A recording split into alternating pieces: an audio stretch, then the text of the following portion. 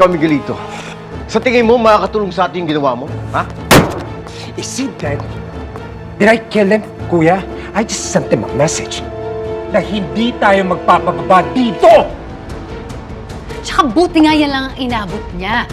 Bastos siya! Diba?